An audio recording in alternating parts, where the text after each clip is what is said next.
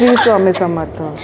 आज सुप्रियाताई आणि अतुल दादांमुळे ह्या दोन चिमुकल्यांचा जन्म झालेला आहे।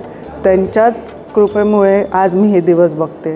आज माझ्या लग्नाला 11-12 वर्ष झालेत, पण हे सुख मला प्राप्त नव्हतं झालं। पण जेव्हापासून मी इथे यायला लागली आहे, ताईंच्या मार्गदर्शनाने आणि अतुल दादांच्या आशीर्वादानेच आज मला जुळी झालेली आहे आणि त्यांच्याच आशीर्वादासाठी मी आज इथे आली आहे।